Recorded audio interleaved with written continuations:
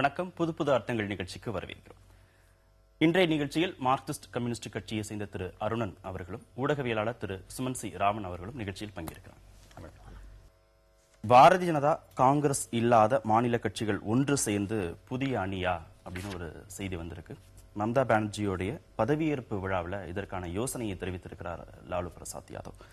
Federal front அப்படிங்கிற தலைப்புல அந்த அணியை துவங்குவதற்கான வாய்ப்புகள் இருக்கு. எப்படி பாக்குறீங்க?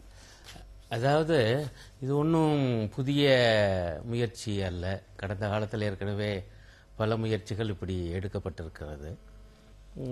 ஆனால் அனுபவம் என்னன்னா, இந்த கட்சிகள் குறிப்பாக மம்தாவுடைய கட்சி, ஜெயலலிதாவுடைய கட்சி, சந்திரபாபு நாயுடுடைய கட்சி, மாயாவதி அவங்களுடைய கட்சி, இவையெல்லாம் பாஜக எதிர்ப்புல, குறிப்பா சித்தாந்த ரீதியாக எதிர்ப்பதில் உறுதியாக இருந்தனவா என்பதுதான் மிகப்பெரிய கேள்வி. இப்ப கூட இல்லைங்கிறது தான். நான் பழசுக்குள்ள கூட போக விரும்பல. இப்ப கூட அவங்க அப்படி உறுதியா இருக்காங்களா? அரசியல் ரீதியாகவும் அநேகமா இல்ல, சித்தாந்த ரீதியாக கிட்டத்தட்ட இல்லைங்கிற நிலைமை தான். பேச்சுக்கு அப்படி சொல்லிக் கொள்ளலாம் சில பேர். அப்படி இருக்கும் பொழுது இவங்க சொல்வது என்னன்னா, அதுவும் குறிப்பா லாலு போன்றவங்க பேசினது பாஜக எதிர்ப்பு, அவங்கள தனிமைப்படுத்த இந்த மாநில கட்சிகள்லாம் ஒன்றுபடணுங்கிறத மிக முக்கியமாக அழுத்தமாக அவர் சொல்லியிருக்கார் அந்த பதவியேற்பு விழாவில் பங்கு கொண்ட பிறகு. ஆனா இந்த கட்சிகள் இந்த விஷயத்துல பாஜக எதிர்ப்புல உறுதியாக இல்லை என்பதுதான் இன்றைய அனுபவம் கூட. அப்ப இது எப்படி சாத்தியமாகும் எனக்கு தெரியல, பொறுத்து இருந்துதான் பார்க்கணும். இல்ல திரு அருணன் சொல்றது போல பாஜக எதிர்ப்பு, பாஜகவோட கூட்டணி வச்ச கட்சிகள் பல கட்சிகள், இப்ப தெலுங்கு தேசமா ஆக இருக்கட்டும், நிதிஷ்குமார் கிட்டத்தட்ட சமீப காலத்துக்கு முன்பு பாஜகவோட தான் கூட்டணியில் இருந்தார். இப்பதான் மாறி வந்தாரே தவிர, அந்த அடிப்படையில் பார்க்கும்போது பல கட்சிகள் பாஜகவுடன் நெருக்கமான உறவை வைத்திருந்த கட்சிகள், சில கட்சிகள் இன்னும் வைத்துக் கொண்டு இருக்கிற கட்சிகள். இந்த கட்சிகள் ஒரு பிராட் ஃப்ரண்ட் ஃபார்ம் பண்ணுவாங்க. ஒரு காலகட்டத்தில் மம்தா பானர்ஜியே பாஜகவோட ஒரு அதாவது ஒரு கூட்டணி இல்லை என்று சொன்னாலும், இந்த காங்கிரஸ் கம்யூனிஸ்ட் கூட்டணி எந்த மாதிரி போகும் அப்படிங்கிற பாக்குற வரைக்கும் பாஜகவை எப்படி அணுகும்போது அவங்களும் யோசிச்சுட்டு இருக்காங்க. சோ எல்லா இதுல இருக்கிற அனைத்து ஒரு 2-3 ஆர்ஜேடி, ராஷ்டிரிய ஜனதா தளம் போன்ற 2-3 கட்சிகளை தவிர பெரும்பாலான கட்சிகள் முந்தைய காலத்தில் பாஜகவுக்கு எப்பாவது ஒரு காலத்துல ஆதரவு தெரிவித்த கட்சிகள். அதனால அவங்க போய் ஒரு பெரிய ஃப்ரண்ட் அகைன்ஸ்ட் பாஜக ஃபார்ம் பண்ணுவாங்கிறது ஒரு எதிர்பார்க்கக்கூடிய ஒன்று அல்ல. இரண்டாவது, இவங்களுக்கே சில கட்சிகளுக்கு 2019 வரும் பாராளுமன்ற தேர்தலுக்குள்ள ஆன்டி இன்கம்பன்சி வரும். சோ எந்த அளவுக்கு அது வெற்றி பெறக்கூடிய ஒரு அமைப்பாக இருக்குங்கிறது கேள்விக்குறி. முலாயம் சிங் யாதவ், சந்திரபாபு நாயுடு, ஜெயலலிதா இவங்கெல்லாம் தீவிரமாக காங்கிரஸ் எதிர்ப்பாளர்களா இருக்கிற அளவுக்கு பாரதிய ஜனதாவை இவங்க எதிர்க்கிறது இல்ல அப்படின்னு சொல்லப்படுகிறது. இப்ப பாரதிய ஜனதா காங்கிரஸுக்கு மாற்றுன்னு வருகிற போது இந்த ஒரு சார்பாக்கு கூடுதலாக ஆதரவு இல்ல ஒரு சார்பை மட்டும் முற்றிலுமாக எதிர்க்கிறது அப்படிங்கிறது இந்த அணி அமைவதற்கான வாய்ப்பு இல்லை அப்படின்னு நம்ம புரிஞ்சுக்கலாமா? இல்ல, பெரும்பாலான இந்த அமைப்பு பல முறை, இன்ஃபேக்ட் 2014 தேர்தலுக்கு ஒரு 3 மாத காலத்துக்கு முன்பு போனீங்கன்னா கூட இந்த மாதிரி தேர்ட் ஃப்ரண்ட் ஒன்று உருவாகும், அதற்கு தமிழக முதலமைச்சருக்கு தலைமை தாங்கக்கூடிய ஒரு வாய்ப்பு இருக்கிறதுங்கிற பேச்சு தான் 2014 தேர்தலுக்கு 3 மாசம் முன்னாடி வரைக்கும் அந்த பேச்சு தான் போயிட்டு இருந்துச்சு. சோ அடிப்படையா நம்ம பார்க்கும் போது இந்த இரு துருவங்கள், காங்கிரஸ் பலவீனமாயிருக்கு அகில இந்திய அளவில்ங்கிறத நம்ம எடுத்துக்கொண்டாலும், ஒரு 2 பார்ட்டி, பாஜக ஒரு புறம், காங்கிரஸ் ஒரு புறம். என்ன பிரச்சனைனா, இந்த ரீஜனல் போர்சஸ் பெரும்பாலான இடங்களில் காங்கிரஸ் பாஜக பிரிடாமினண்டா காங்கிரஸ் பலவீனமான இடங்களில் அவர்கள் அந்த இடத்தை ஆக்கிபை பண்ணியிருக்கிறாங்க அப்படிங்கறத நம்ம அடிப்படையா பார்க்கிறோமே தவிர, இந்த அமைப்புகள் எல்லாம் ஒன்று கூடி பாஜகவுக்கும் காங்கிரசுக்கும் எதிராக ஒரு பெரிய சவாலாக உருவாகும் என்பது பார்ப்பதற்கு மிகவும் ஒரு anything can happen in politics. ஆனால் ஒரு பெருமளவுல வாய்ப்பு இருக்கானா இல்ல.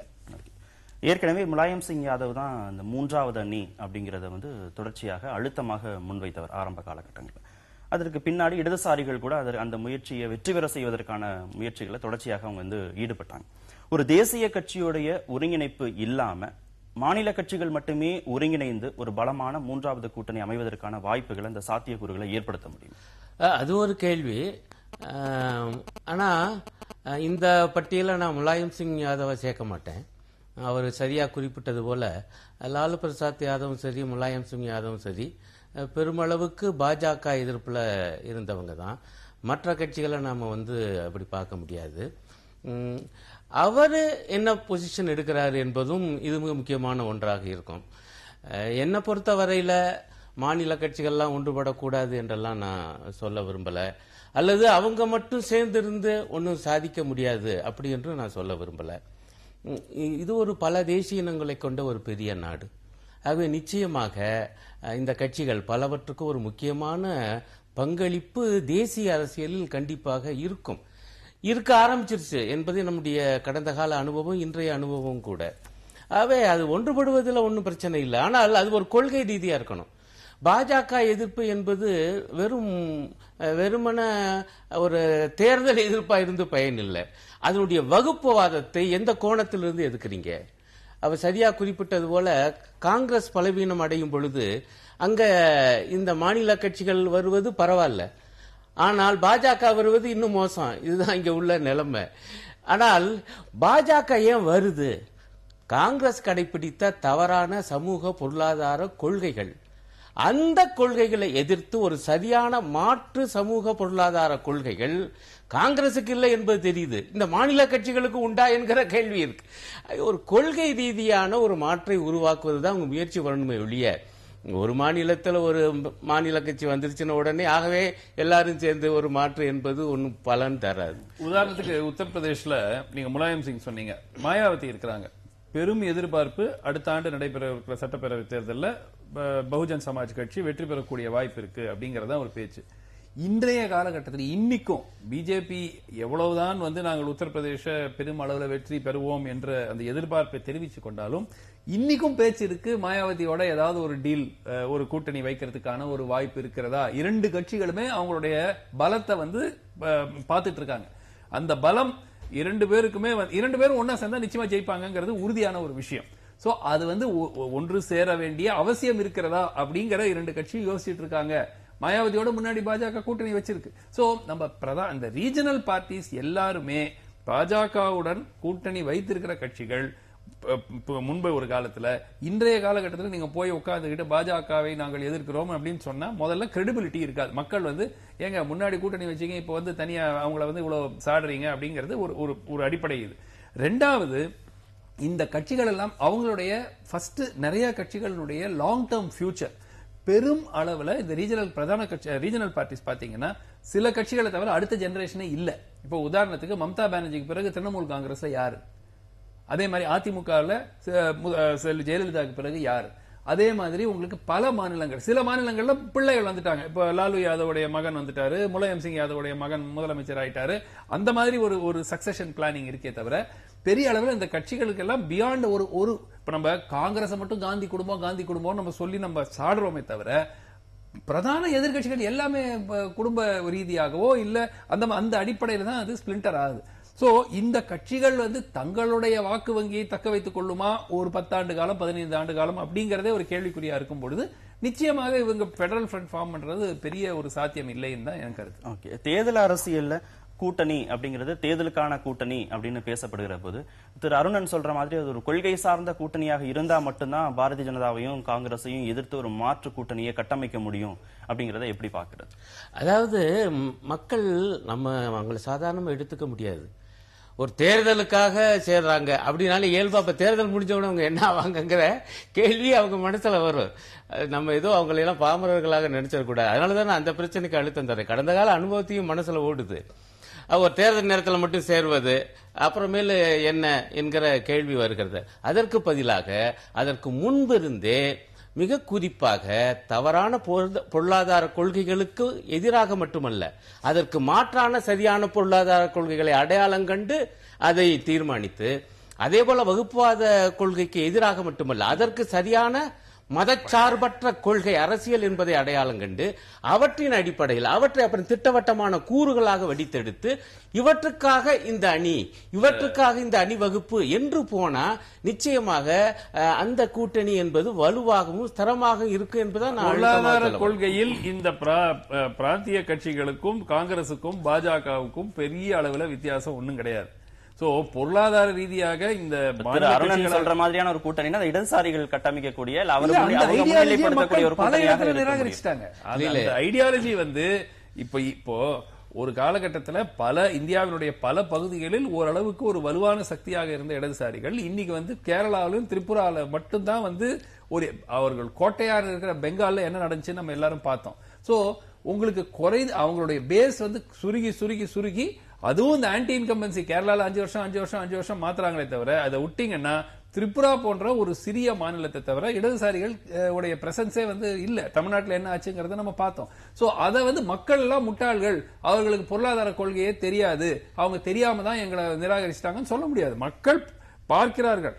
ஒரு காங்கிரஸோ ஒரு பாஜகவோ ஒரு அதிமுகவோ ஒரு திமுகவுடைய பொருளாதார கொள்கை மக்கள் யோசிக்கவே இல்லைங்கிறது அது பிரதான விஷயமாக இல்லாமல் இருந்தா கூட நிச்சயமா யோசிக்கிறாங்க.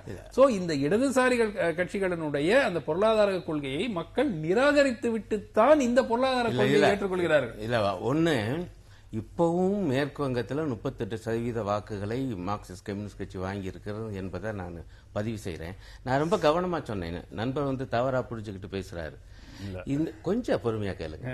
காங்கிரஸ் பாஜகவுடைய பொருளாதார கொள்கைக்கு மாற்று பற்றி யோசிங்கன்னு நான் சொன்னேன். இடதுசாரி கொள்கை மட்டும்தான் மாற்றுன்னே சொல்லல. ஆகவே நான் என்ன சொல்ல வர்றேன், எங்களுக்கு சில கொள்கைகள் இருக்கு என்பது உண்மை.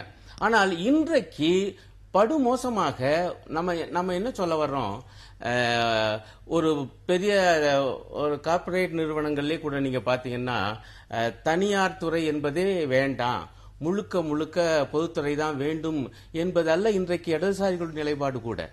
பல துறைகள் இருக்கட்டும், ஆனால் முழுக்க முழுக்க தனியார் துறை. அந்த தனியார் துறையில் இன்னைக்கு குரோனி கேபிட்டலிசம் என்று சொல்லக்கூடிய நெறியற்ற முதலாளித்துவ பாதை, அதாவது முதலாளித்துவ அரசு உருவாக்கி இருக்கக்கூடிய விதிமுறைகளை கூட மீறி நெறியற்ற முறையில் முதலாளித்துவ சுரண்டலுக்கு போகிற சில கார்ப்பரேட் நிறுவனங்கள். இத்தகைய போக்கு கூடாது. அவர்களை ஆதரிக்கிற, அவர்களை மேலும் மேலும் வளர்த்து விடுகிற போக்கு கூடாது. அதற்கு மாற்று என்ன? விவசாயம் மிக மோசமான நிலையில் இருக்கிறது என்று எல்லாரும் ஒப்புக்கொண்டிருக்காங்க. அதற்கான மாற்று என்ன என்று யோசித்து ஒரு நல்ல மாற்றை கண்டுபிடிங்கள் என்றுதான் நான் சொல்றேன். கேபிட்டலிசம் மற்றும் அவங்க எதிர்த்தாங்கன்னா பிரச்சனை கிடையாது. கேபிட்டலிசத்தையே எதிர்க்கிறாங்களே. இல்ல, அதுதான் நீங்க சொல்றது. எங்களுடைய இன்றைய நிலைப்பாடு என்னன்னு தெரியாமலே நிலைப்பாடு தெரியும். இல்லங்க, தயவு செய்து அடுத்த ஆண்டு காலமாக பெங்கால் ஆண்டு தரமட்டம் ஆக்குனாங்க தொழில்துறையை. என்ன பெரிய தொழில் வளர்ச்சி மேற்கு வங்காளத்தில் நடந்ததுன்னு சொல்லுங்க. பேச விடுங்க. தயவு செய்து இவர் ஒரு எதிர்கட்சிக்கார மாதிரி பேசுறாரு. தரைமட்டங்கிற வார்த்தையெல்லாம் என்னங்க? மேற்கு வங்காளத்துல தொழில்துறை ஒரு காலம் 1970 பேச விடுங்க.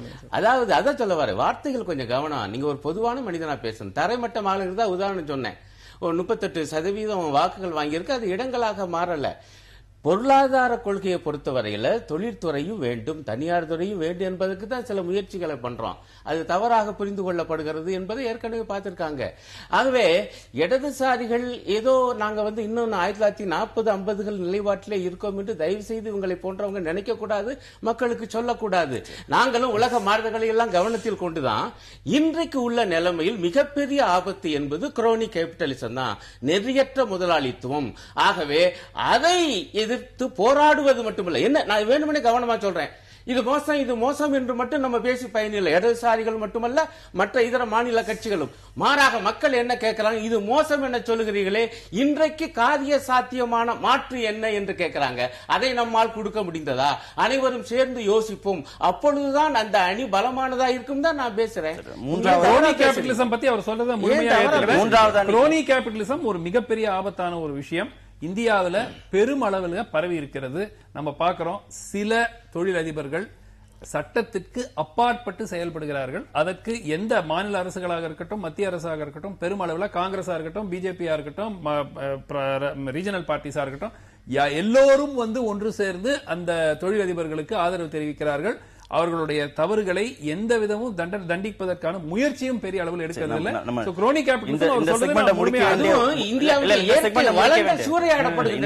முடிக்க வேண்டிய நிலையில இருக்கும். ஒரே ஒரு முக்கியமான கேள்வி, ரொம்ப சுருக்கமான உங்களுடைய பதில்.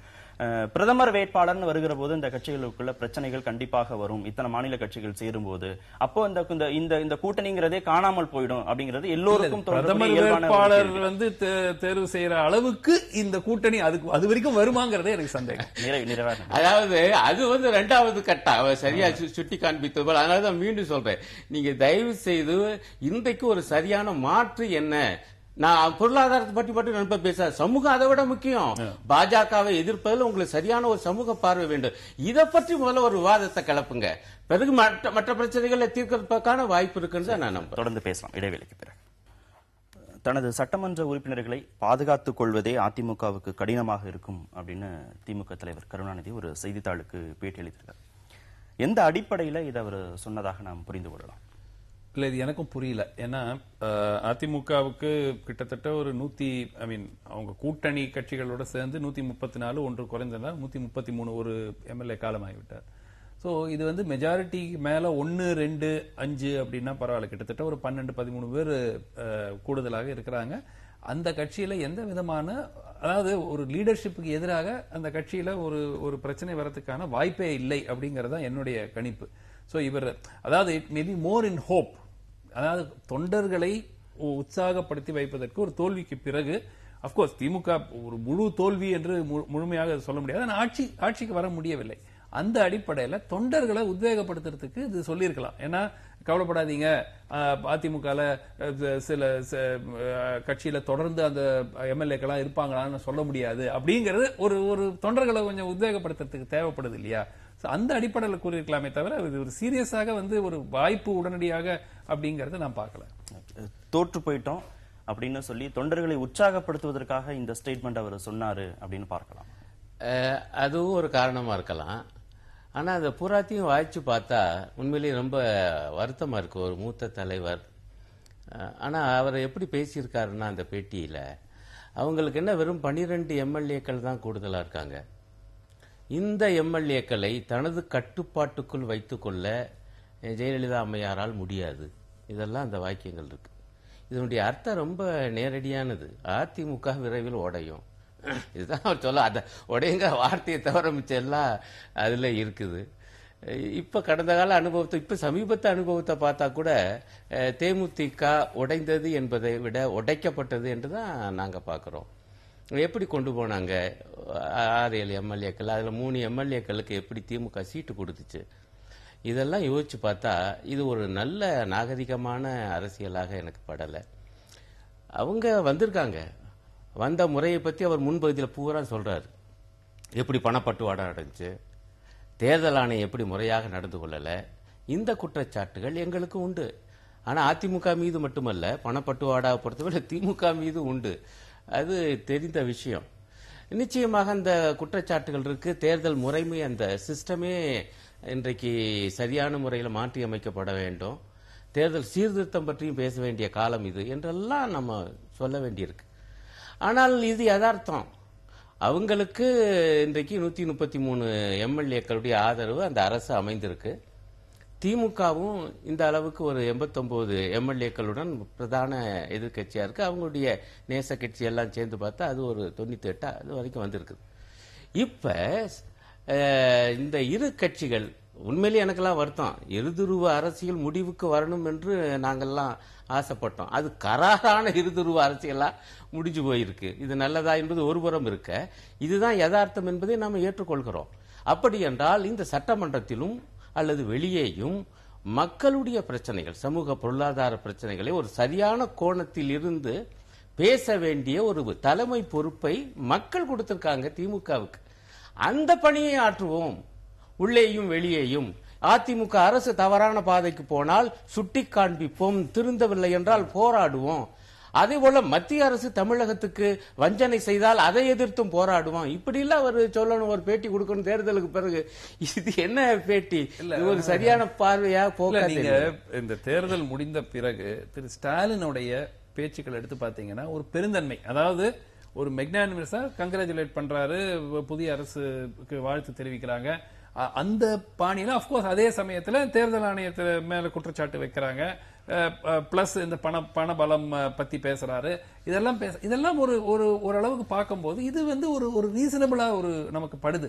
ஆனால் இவ்வளவு மூத்த தலைவர் வந்து இந்த இன்டர்வியூனுடைய ஒரு டோனே வந்து ஒரு கோபத்தில் கொடுக்கப்பட்ட ஒரு இன்டர்வியூ மாதிரி தான் தெரியுதே தவிர, ஏன்னா ஒரு அரசு புதிய அரசு அறுதி பெரும்பான்மையுடன் பதவியேற்று ஒரு வாரம் கூட ஆகவில்லை. அதுக்குள்ள அவங்களுக்கு அவங்க எம்எல்ஏக்களை ஒன்றாக வைத்துக் கொள்றதுக்கு அந்த ஆளுங்கட்சி கஷ்டப்படும் சொல்ற ஒரு ஸ்டேட்மெண்டே இந்த இடத்துல என்ன தோணுதுன்னா, தேமுதிக உடைக்கப்பட்டது, மதிமுகவிலிருந்து முக்கிய நிர்வாகிகள் போய் சேர்றாங்க, பாமகவுடைய வேட்பாளர்கள் போய் சேர்றாங்க. அந்த அடிப்படையில இதெல்லாம் நடக்காது அப்படின்னு உறுதியாக வேட்பாளர் அதிமுக கூட தானே போனாங்க. மாற்று கட்சியை மட்டும் போலையே, அதிமுக மாற்று கட்சியை பத்தி தான் நான் சொல்றேன். இதெல்லாம் இது மாதிரி எல்லாம் நடந்திருக்கிற போது இதெல்லாம் நடக்காது அப்படின்னு சொல்ல முடியுமா? இல்ல அதிமுக போன்ற ஒரு வலுவான தலைமைக்கு கீழே இது நடப்பதற்கான சாத்தியக்கூறுகளே இல்ல அப்படின்னு நம்ம முடிவுக்கு வர முடியும்? இல்ல, நீங்க முதல்ல ஒண்ணு பார்க்கணும். தேமுதிக விட்டுட்டு போற முன்னாள் சட்டமன்ற உறுப்பினர்களோ, பாமக விட்டுட்டு போற சட்டமன்ற முன்னாள் வேட்பாளர்களோ, அதுக்கும் அதிமுக விட்டுட்டு போறதுக்கும் மிகப்பெரிய வித்தியாசம் ஒன்று. ஆளுங்கட்சி ஒரு பிரதான மாநிலத்தினுடைய பிரதான கட்சியை விட்டுட்டு, பிளஸ் நம்ம ட்ராக் ரெக்கார்டை பார்க்கணும். கிட்டத்தட்ட ஒரு 15 ஆண்டு காலம் அதிமுக ஆட்சியில் இல்லாத காலகட்டத்தில் கூட எத்தனை நபர்கள் அதிமுக விட்டுட்டு போயிருக்கிறாங்க அப்படின்னு பாத்தீங்கன்னா ஒரு எண்ணலாம். அப்கோர்ஸ் போயிருக்கிறாங்க, போகலன்னு சொல்லல, ஆனால் பெருமளவுல போகல. ரெண்டாவது, ஒரு வலுவான ஒரு தலைமை. சோ உங்களுக்கு எப்பவுமே உங்களுக்கு தலைமைக்கு எதிராக அதிமுக எப்ப உங்களுக்கு ஒரு சர்ச்சை ஏற்பட்டிருக்குதுன்னா, சமீப காலகட்டத்தில் செல்வி ஜெயலலிதா கட்சி தலைவர் ஆன பிறகு கடந்த ஒரு 15 ஆண்டு காலமாக அதிமுக ஒரு பேனர் ஆஃப் ரிவோல்ட்ங்கிற கான்செப்டே கிடையாது.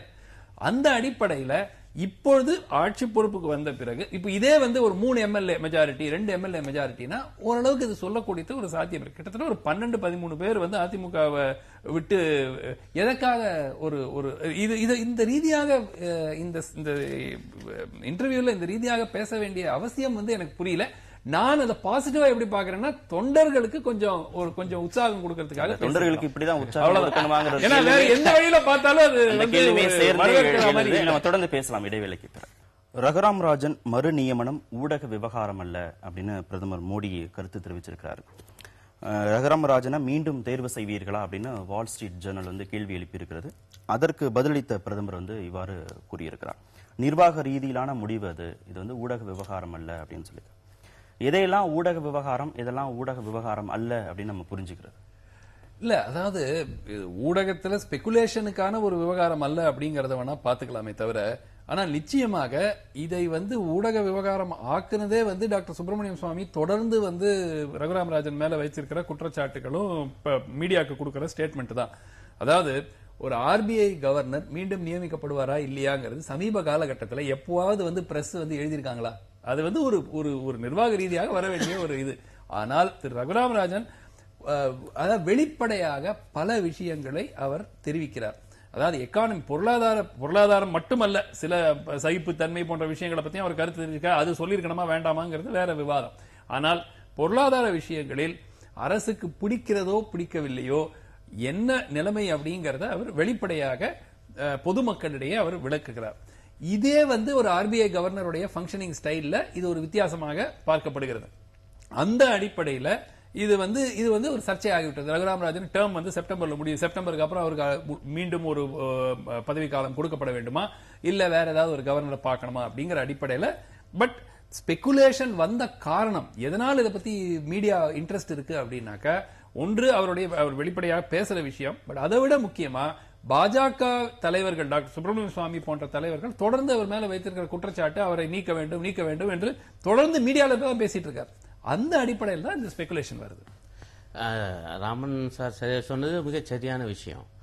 இதை ஊடக பிரச்சனை ஆக்கியது என்பது பாஜகவுடைய தலைவர்கள் ஒருவர், அதனுடைய தேசிய செயற்குழு உறுப்பினர், இப்பொழுது இவங்களால பல்துறை நிபுணர்கள் என்கிற அந்த வரிசையில் ஒருவராக உறுதி செய்து இவரை மாநிலங்களவை உறுப்பினராக ஆக்கியிருக்கக்கூடியவங்க. ஆக அத்தகைய டாக்டர் சுவாமி அவர்கள் இந்த பிரச்சனையை எழுப்புறாங்க. அதை விட ரொம்ப வேதனையான விஷயம், மாற்று கருத்து தெரிவிக்கலாம். ஏன்னா அவர் சரியா குறிப்பிட்டது போல ரகுராம் ராஜன் அவர்களும் சில விஷயங்களை வெளிப்படையா பேசுறார். பொருளாதார விஷயங்கள் தான் பெரும்பாலும். பொருளாதார விஷயங்கள் குறித்து தான் சுவாமி அவர்களுக்கும் கடுமையான சர்ச்சை. இவரையும் மாற்று கருத்து சொல்லலாம். அந்த கருத்து தப்புன்னு சொல்றதுக்கு சுவாமி அவர்களுக்கு உரிமை உண்டு என்பதை நாம ஏற்கிறோம். ஆனா எந்த அளவுக்கு போனாரு? அவருடைய தேசப்பற்றையே கேள்விக்கு உள்ளாக்குகிற அளவுக்கு. எவ்வளவு கொடுமை!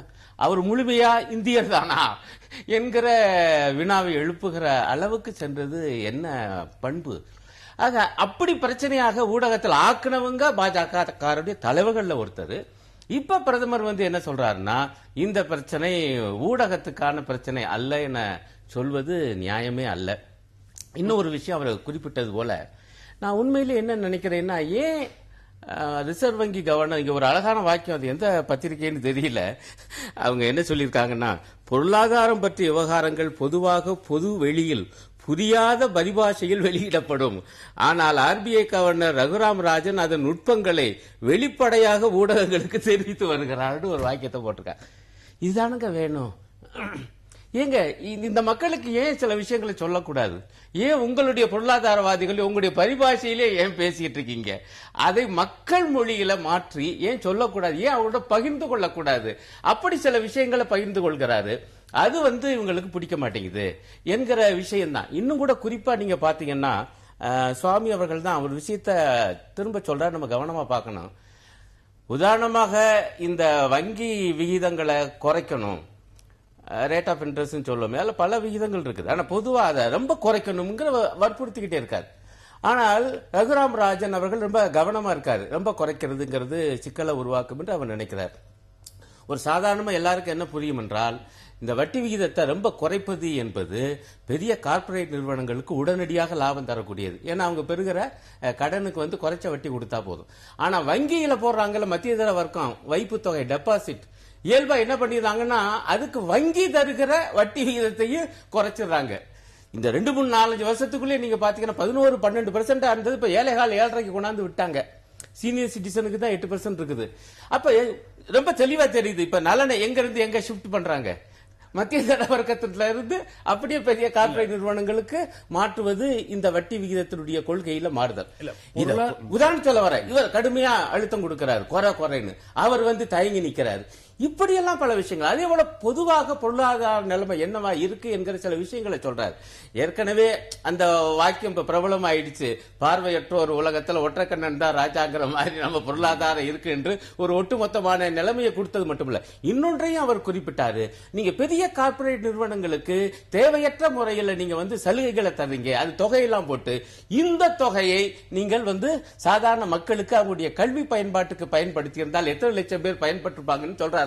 இதெல்லாம் உங்களுக்கு பிடிக்கல இல்ல? அதாவது முதல்ல வந்து பாஜக சாமர்த்தியமாக அமித்ஷா மூலமாகவும் அருண்ஜேட்லி மூலமாகவும் வெளிப்படையா சொல்லிட்டாங்க, இது டாக்டர் சுப்பிரமணிய சுவாமியோட சொந்த கருத்து, பாஜகவினுடைய கருத்து அல்ல அப்படிங்கறது. சோ அந்த யூசுவலா டாக்டர் சுவாமி ஒன்னு சொன்ன பிறகு அது எப்படி போகுதுங்கிறத பார்த்துட்டு பப்ளிக் ரியாக்ஷன் நெகட்டிவா இருக்கிற மாதிரி இருந்துச்சுனாக்கா அது அவருடைய சொந்த கருத்து, இது பாஜகவினுடைய கருத்து இல்ல அப்படிங்கறத அவங்க ஓரளவுக்கு தெரிவிச்சிட்டாங்க. ரெண்டாவது, திரு ரகுராம் ராஜன் மீது நீங்கள் பொருளாதார ரீதியாக அவர் செய்யும் நடவடிக்கைகள் மீது ஒரு விவாதம் இருக்கலாம். அது ஒன்றும் தப்பு கிடையாது. இன்ட்ரெஸ்ட் ரேட்டை இன்னும் குறைச்சிருக்கணுமா, வட்டி விகிதத்தை குறைச்சிருக்கணுமா, இல்ல குறைக்க கூடாதா அப்படிங்கிறது ஒரு விவாதம் இருக்கலாம். ஆனால் ஆதாரம் இல்லாமல் குற்றச்சாட்டுகள், அதாவது அவர் வந்து செக்யூரிட்டி ரிஸ்க் நாட்டுக்கு அந்த மாதிரி ஒரு குற்றச்சாட்டு டாக்டர் சுவாமி வைக்கும். மாநிலங்களவை உறுப்பினர் சுப்பிரமணியன் சாமி இல்ல ஒரு தனிப்பட்ட மனிதர் ஒரு பொருளாதார வளர்ச்சியை, நாட்டோட பொருளாதார வளர்ச்சியை நிர்மாணிக்கக்கூடிய ஒரு மிகப்பெரிய பொறுப்புல இருக்கக்கூடிய ஒரு மனிதரை நீங்க மாற்றுங்கன்னு சொல்வதற்கு உங்களுக்கும் உரிமை இருக்கு, திரு அருணனுக்கும் உரிமை இருக்கு, எனக்கும் உரிமை இருக்கு, சுப்பிரமணிய சாமிக்கும் உரிமை இருக்கு. அவர் மாநிலங்களவை உறுப்பினர்ங்கிறதுனால வேணா கூடுதல் தகுதி அப்படின்னு எடுத்துக்கலாம், இல்ல ஒரு கட்சி சார்ந்தவர்ங்கிறதுனால இன்னும் நாட்டோட நிர்வாக பொறுப்புல இருக்குங்கிறதுனால கூடுதலா பொறுப்பு இருக்கலாம். ஆனா இது ஊடக விவகாரம் அல்ல, ஊடகத்துல விவாதிக்க வேண்டிய ஒரு விஷயம் அல்லன்னு அவர் சுப்பிரமணிய சாமிக்கு பதில் சொல்லி இருக்கணுமா? இல்ல ஊடகங்கள் நீங்க இதை பெருசுபடுத்தாதீங்க, நீங்க இதை தொடர்ச்சியாக பப்ளிஷ் பண்ண வேண்டாம்னு ஊடகங்களுக்கு பிரதமர் மோடி இதை நான் எப்படி பாக்குறேன்னா, இதை வந்து ஸ்பெகுலேஷன் வளர்த்து விடாதீங்க மீடியால.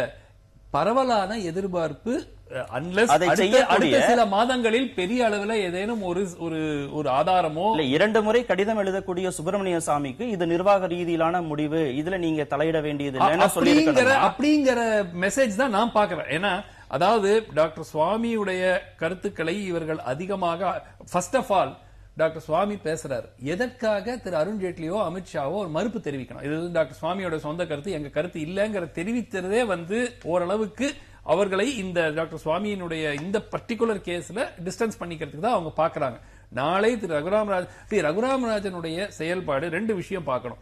ஒன்னு வந்து பொருளாதார ரீதியாக அவர் எடுத்திருக்கிற முடிவுக்கெல்லாம் அவர் விளக்கம் தெரிவிச்சிருக்கார். இந்த காரணத்தினால நான் வந்து இந்த முடிவுகளை நான் ஏற்றுக்கொள்ளவில்லை. இன்னொரு சர்ச்சை, நேற்று வந்து ஒரு பொருளாதார வல்லுநர்கிட்ட பேசிட்டு இருந்தேன். அவர் என்ன சொன்னாரு, என்பிஏ அதாவது பேங்க்ல வந்து கடன் கொடுத்துட்டு அது வசூல் பண்ண முடியல பெரிய பெரிய கம்பெனி கிட்ட இருந்தெல்லாம். இப்போ இன்னைக்கு வந்து 6 மாதம் காலமாக திரு ரகுராம் ராஜன் தொடர்ந்து அதை பத்தி பேசிட்டு இருக்காரு. ஆனா 2013-14 இது என்பிஏ பெருசாகிட்டு இருக்கிற போது அவர் ஒன்றும் செய்யவில்லை. இதெல்லாம் வந்து டிபேட் பண்றதுக்கான விஷயங்களாக நம்ம எடுத்துக்கொள்ளலாமே தவிர, மனிதர் மீது ஒரு குற்றச்சாட்டாக நீங்க சுமத்தி அவர் வந்து அன்செக்யூர்ட் இமெயில் ஐடியிலிருந்து மெயில் அனுப்பிச்சாரு, அது வந்து செக்யூரிட்டி ரிஸ்க், இந்த மாதிரி ஒரு ஆதாரத்தை இவர் கடிதம் எழுதினார்ல, அந்த ஆதாரங்களை முதல்ல பிரதமர்கிட்ட கொடுத்திருக்கலாம் இல்லையா? ஆதாரம் இல்ல, மேபி கொடுத்துட்டாரோ அதுவும் தெரியாது. ஆனால் ஆதாரம் இல்லாமல் பொதுவாக ஒரு குற்றச்சாட்டை வைப்பது, உங்களுடைய பொருளாதார கொள்கையை நான் ஏற்றுக்கொள்ளவில்லை, அந்த அடிப்படையில் நீங்க உங்களை மாற்ற வேண்டும் என்று கூறுவதற்கு முழு உரிமை, அந்த உரிமை எல்லாருக்கும் இருக்கு. அந்த செய்தியை யாருக்கு வந்து பிரதமர் மோடி சொல்லியிருக்கணும்? இது நிர்வாக ரீதியிலான முடிவு, இதுல தலையிடாதீங்கன்னு சுப்பிரமணிய சாமிக்கு அவர் சொல்லி அப்படிதான் சொல்றாரு. இல்ல இதையெல்லாம் கேள்வி கேட்குறீங்க, இப்படி எல்லாம் நடக்குது, இப்படி எல்லாம் சுப்பிரமணிய சாமி சொல்றாங்களேன்னு கேள்வி கேட்கக்கூடிய ஊடகங்களுக்கு அவர் சொல்லியிருக்கணும். இல்ல ஊடகங்களுக்கு தான் சொல்லியிருக்காரு பிரதமர். அந்த கேள்வி கேட்கிற பார்த்து தான் அவர் சொல்றாரு, நீங்க ஏன் இதை பத்தி எல்லாம் பேசுறீங்க, இது நிர்வாக விஷயம்னு சொல்லியிருக்காரு. உண்மையிலேயே டாக்டர் சுவாமி அவர்களுக்கான பதில் என்றால் அது நேரடியாக சொல்ல வேண்டியதானே. சுவாமி அவர்கள் இந்த மாதிரி பிரச்சனையை ஒரு பிரதமர் உரிமையோட பேசலாங்க, அது ரொம்ப அசட்டி பிரதமர் என்று அவங்களே சொல்லிக்கிறாங்க. அப்ப வந்து ஆமா, இது ஊடக பிரச்சனையாக டாக்டர் சுவாமி ஆக்கிட்டாரு, நான் உங்கள் மூலமா வேண்டுகோள் விடுறேன் அவருக்கு, தயவு செய்து இதை வந்து ஊடகத்தில் விவாதிக்காது, ஏன் கூட வந்து விவாதிங்க அப்படின்னு சொல்ல வேண்டியதானே. அப்ப அவரை கட்டுப்படுத்தாம ஊடகவியலாளரை பார்த்து நீங்க இதை பிரச்சனை ஆக்காதீங்கன்னு சொல்வது என்ன நல்ல அம்சம்னு எனக்கு புரியல. நான் இன்னொரு விஷயமான அடிப்படையா நீங்க ஒரு கேள்வியை கேட்டீங்க, அதுக்கு நான் என்ன பார்க்க விரும்புறேன்னா, சுவாமி அவர்கள் அதை முறையா வாதிக்கல, அவருடைய கருத்தை சொல்ல அவருக்கு உரிமை உண்டு. ராமன் அதை பத்தி விரிவா நல்லாவே சொல்லிட்டாங்க. பட் நான் என்ன கேட்கிறேன், ஏன் இதையெல்லாம் விவாதிக்க கூடாது? உதாரணமாக நீங்க ஒரு பதவி கொடுக்குறீங்க, ரிசர்வ் வங்கி ஆளுநர் பதவி, மிக முக்கியமான ஒரு பதவி. ஒரு காலம் முடியுது, செப்டம்பர் மாசத்துல அவருடைய பதவி காலம் முடியுது. அந்த பதவி காலம் முடிக்கிற கட்டத்தில் அவருடைய செயல்பாடு பற்றி ஒரு மதிப்பீடு என்பதை ஊடகங்கள் செய்யக்கூடாதா?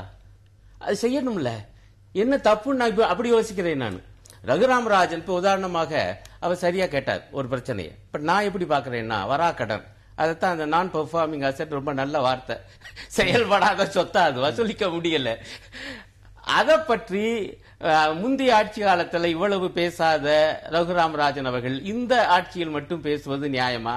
கேளுங்க. ஆனா ஒரு விஷயத்தை வச்சுக்கணும், கடுமையாக உயர்ந்திருக்கு இந்த வராக்கடனுடைய அளவு. இன்றைக்கு சொல்லப்படுவது கிட்டத்தட்ட 13 லட்சம் கோடி அளவுக்கு வந்து நிக்குது. பல வங்கிகள் அதுல வந்து சிக்கி திணறிக் கொண்டிருக்கிறார்கள். எப்படி வசூலிக்க போறாங்க? அதுவும் விஜய் மல்லையா போன்ற அந்த சூழல்ல நீங்க மனசுல வச்சு பாத்தீங்கன்னா, இதுல என்ன பெர்சன்டேஜ் எல்லாம் பாத்தீங்கன்னா ஒரு 10 நிறுவனங்கள் மட்டும் மிக அதிகமான முறையில் வாங்கி வராம இருக்கு.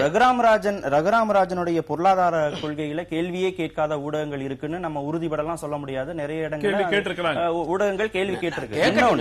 ரகுராம் ராஜன் தான் 2வது டேர்மும் வரணும்னு எந்த ஊடகங்களும் வலியுறுத்தவும் இல்ல. அது நிர்வாக ரீதியிலான முடிவுன்னு ஊடகங்கள் புரிஞ்சுக்கிட்டு தான் இருக்கு. ஆனால் ஊடகங்கள் பெருமளவில் ரகுராம் ராஜனுக்கு ஆதரவாகத்தான் எழுதிட்டு இருக்கிறாங்க. பெரும்பாலாக ஊடகங்கள் பார்வையில் ரகுராம் ராஜன் அவருடைய பணிகளை திறமையாக செய்திருக்கிறார்.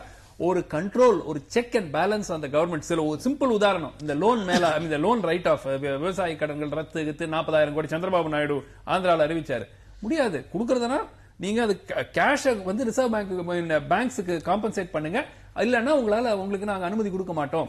சோ பிஸ்கலா ப்ரூடன்ஸ் கொண்டு வரதுக்கு அவர் பல முயற்சிகள் எடுத்திருக்கிறாரு. ஊடகங்கள் இன்னைக்கு பாத்தீங்கன்னா பெரும்பாலான ஊடகங்கள் ரகுராம் நல்லது செய்யும் போது பாராட்டுறதும், தவறான வழிமுறைகள்ல செல்லும் போது அதை விமர்சனம் பண்றா ஊடகங்களுடைய பணி. அரவிந்த் கெஜ்ரிவால் என்ன குற்றம் சாட்டுறாரு? 2 ஆண்டுகள் நீங்க பதவியில இருந்த பிறகு 3ஆம் ஆண்டுல நீங்க அடிவெடுத்து வைக்கிறீங்க. இதற்கான விளம்பர செலவாக 1000 கோடி ரூபாய் அளவுக்கு நீங்க வந்து செலவு பண்ணிருக்கீங்கன்னு மத்திய அரசு மீது அவர் வந்து குற்றம் சாட்டுறாரு. ஆனா அரவிந்த் கெஜ்ரிவாலும் அதே தான் பண்ணாரு. மினி மோடிக்கான கோடியில பண்ணாரு, இவங்க 1000 மினி மோடின்னு அது அவர் அரவிந்த் கெஜ்ரிவாலையும் காங்கிரஸ் கட்சி வந்து குற்றம் சாட்டுகிறது. ஊடகங்களுக்கு வந்து விளம்பரங்களை கொடுக்கறாங்க. ஒரு 2 நாளைக்கு முன்னாடி ஒரு முழு பக்க விளம்பரங்கள் 2 ஆண்டு சாதனைகளை வலியுறுத்தி வருது. அப்போ மத்திய அரசு இல்ல மோடி நினைக்கிறது தங்களுடைய சாதனைகளை, தங்களுடைய திட்டங்களை, தங்களுடைய கொள்கைகளை கொண்டு சேர்ப்பதற்கான ஒரு பாலமாக மட்டுமே ஊடகங்கள் செயல்பட்டா போதும், வேற எந்த கேள்வியுமே எங்களை கேட்காதீங்க, மற்றவங்க வைக்கக்கூடிய விமர்சனங்களை பத்தி எல்லாம் எங்ககிட்ட கேள்வி கேட்காதீங்க அப்படிங்கறத புரிஞ்சுக்கல. இந்த ஒரு விஷயத்துல மட்டும் நொடிக்கு நொடி ஒரு முறை ட்விட்டர்ல அவரால் தகவல்களை பகிர்ந்துக்க முடியுது. ரொம்ப ஆக்டிவா சமூக வலைத்தளங்கள் மூலமாக அவரால் இருக்க முடிகிறது. ஊடகங்கள்ல அவங்க விளம்பரங்கள் பயன்படுத்துறாங்க, எல்இடில எல்லா இடங்களையும் விளம்பரங்கள் பயன்படுத்துறாங்க. அப்ப இதுக்கு மட்டும்தான் இந்த ஊடகங்கள் தேவைப்படுகிறதா மோடி உணர்கிறாரோ? இல்ல இந்த ஒரு ஸ்டேட்மெண்ட்டை வச்சுக்கிட்டு நம்ம வந்து பொதுவாக அதுதான் பிரதமருடைய கருத்து அப்படிங்கறத நம்ம எடுத்துக்கொள்ள முடியாது.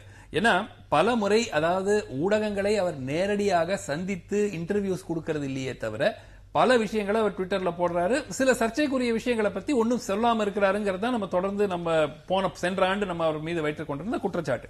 ஆனால் இந்த ரகுராம் ராஜன் விவகாரத்தை பொறுத்த வரைக்கும் மீடியா வந்து பெருமளவுல இன்வால்வ் ஆக போறாங்க. நீங்க தொடர்ந்து அடுத்த சில மாதங்கள்ல பாத்தீங்கன்னா நிச்சயமாக மீடியால ரகுராம் ராஜன் திரு அருணன் சொன்னது போல அதாவது நிறைகள் குறைகளை வந்து மதிப்பீட்டு செய்து பல ஆர்டிகிள்ஸ் இந்த விஷயத்துல வரப்போகுது. பிரதமர் வந்து மீடியால ஸ்பெகுலேட் பண்ணாதீங்கன்னு சொன்னது ஒரு ஆஃப் த கஃப் ஸ்டேட்மெண்டா தான் நான் பாக்குறேனே தவிர இதனால வந்து அவர் மீடியா எதுவுமே வந்து எங்களை விமர்சனம் செய்யக்கூடாது. இல்ல, இது ஒரு நியமன பதவி தானே. மீடியாவுடைய இன்டர்பிரேஷன் அப்படிங்கிறதோ, மீடியாவுடைய அழுத்தம்ங்கிறதோ, விவாதம்ங்கிறதோ மத்திய அரசை எந்த விதத்துல வந்து நிச்சயமாக உங்களுக்கு ஒரு மீடியா வந்து தொடர்ந்து ஒரு விஷயத்தில் மத்திய அரசினுடைய ஒரு நிலைப்பாட்டுக்கு எதிராக எழுதி கொண்டிருந்தால் நிச்சயமாக மக்களுடைய மத்திய அரசு மேல் மக்கள் வைத்திருக்கிறோம் அந்த ஒப்பீனியன் வந்து மாறுறதுக்கான வாய்ப்பு இருக்கு இல்லையா? சோ தொடர்ந்து எல்லா மீடியாவும் நாளைக்கு ரகுராம் ராஜனுக்கு பெரும்பாலான ஊடகங்கள் ஆதரவாக தான் தெரிவிச்சு இன்றைய காலகட்டத்தில் ஆதரவா நிறைவு கருத்து. ரகுராம் ராஜனுக்கு எந்த விதத்துல நீங்க முக்கியத்துவம் கொடுக்காதீங்க, நாங்க யார போடணுமோ நாங்க பாத்துக்கிறோம், இல்ல அவரை தொடர்வாராங்கிறதை நாங்க முடிவு செஞ்சுக்கோன்னு மத்திய அரசு நேரடியாக சொல்லக்கூடிய பதிலாக அந்த துணி அப்படிதான் இருக்குது. மிஸ்டர் ராமன் வேற மாதிரி அதுக்கு சொன்னாலும் இந்த விஷயத்தை பொறுத்த வரையில ஊடகங்கள் வந்து தலையிட வேண்டாம் என்கிற பாணியில தான் அவர் பேசுறாரு. உண்மையிலேயே ஊடகங்கள் இவர் தொடரணுமா தொடரக்கூடாதா என்பதை விட இவர் சொல்லுகிற கருத்துக்கள் விவாதத்துக்குரியவை. ஒரு ஆர்பிஐ கவர்னர் என்றால் இந்த மாதிரி பேசுவது புதுமையா இருக்கு, இது நல்லது என்கிற அந்த பாணியில் தான் அவங்க எல்லாம் எழுதிக்கிட்டு இருக்காங்க. இது ஒரு நல்ல அம்சம். தயவு செய்து பிரதமர் அவர்கள் இதை தடுத்து விடக்கூடாது என்பதுதான் என்னுடைய அரசினுடைய விவாதங்கள் நடக்கட்டுமே. தவறான பொருளாதார கொள்கைகள் ஏதேனும் இந்த அரசு செய்தால் அதற்கு ஒரு செக்காக ஒரு ஆர்பிஐ கவர்னர் இருப்பது எப்பவுமே நாட்டுக்கு நல்லது. சோ எங்காலதான் அங்க உட்கார வச்சுட்டு நாங்க சொல்றதுக்கு எல்லாரும் ஒரு கையெழுத்து போடணும் தலையாட்டணும்னு ஒரு அரசு எதிர்பார்ப்பதே தவறு. அந்த அடிப்படையில் அதே போல அந்த புரியாத பொருளாதார மொழிகளிலே பேசிட்டு இருக்கக்கூடிய ஒரு கவர்னர் தான் வரணும் என எதிர்பார்ப்பதும் தவறு. மக்கள் மத்தியில வந்து இன்னைக்கு நாட்டு நிலைமை என்னவா இருக்கு பொருளாதாரம் பற்றிய விஷயத்தில் அவர் பகிர்ந்து கொள்ளட்டுமே. அத்தகைய ஒரு ஆளுநர் வரணும். உலக ரீதியாக ரகுராம் ராஜன் வந்து அவருடைய செயல்பாடு வந்து பரவலாக வரவேற்கப்படுகிறது. ஒரு ஸ்டேச்சரோட ஒரு ஆர்பிஐ கவர்னர் இருக்காருங்கிறது ஒரு நாட்டுக்கும் நம் நாட்டுக்கும் அது ஒரு பெருமை. அவர் ஏதேனும் தவறான கொள்கைகள் பொருளாதார கொள்கைகள் எடுத்திருந்தாக்க அதை பற்றி ஒரு விவாதம் வைத்துக் கொள்ளாமே தவிர அவர் மீது as an இண்டிவிஜுவல் வந்து ஆதாரமற்ற குற்றச்சாட்டுகள் வைப்பது ரொம்ப வருந்தது. ஆர்பிஐ கவர்னர் மீது மட்டுமல்ல ஊடகங்கள் மீதான குற்றச்சாட்டை தொடர்ந்து பேசலாம். நிகழ்ச்சியில் பங்கேற்றதற்கு மிக்க நன்றி. நேயர்களை மற்றும் நிகழ்ச்சியில் சந்திக்கலாம். நன்றி.